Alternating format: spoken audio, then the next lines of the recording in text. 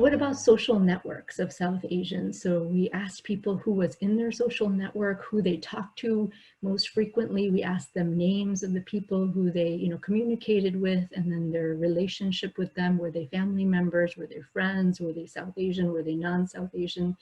And what we found was that South Asians have very large social networks, and they're mostly comprised of people in their own family. About 72% of their social networks come from their family members, and also other South Asians. So out of everyone in their network, there's almost 88% are South Asian in their network.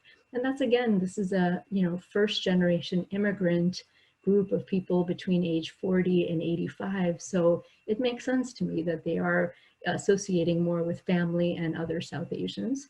There's emotional closeness with the network members, and people who felt that closeness had better self-rated health. They felt like their health was better when they had the closeness with their members. Having more family members in their network was also associated with having more health discussions. People were more, tuned in to everybody's, health.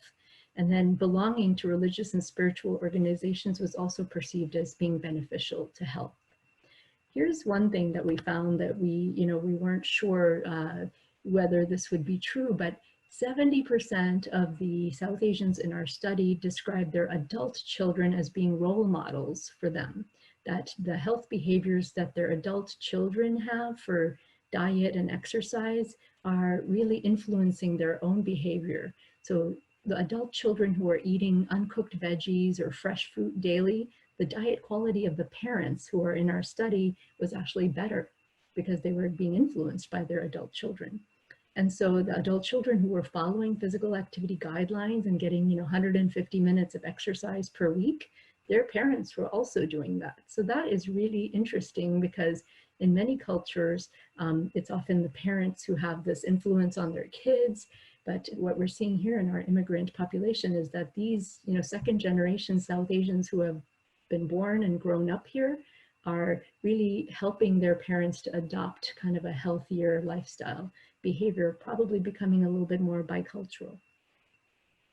So what about the effect of your social network on physical activity? So I said, the adult children can influence parents' physical activity, but turns out so can your exercise partner, but it's different for men and women. So when men exercise with friends who are not their spouses, they actually exercise more. They have a greater number of steps that they take. When a woman exercises with her spouse, who's her exercise partner, she has more steps. So for the man, it seems like he gets more energy exercising with other men, whereas the women seem to get more energy exercising with their partner, their spouse. So that was kind of interesting because we didn't expect there to be this big difference.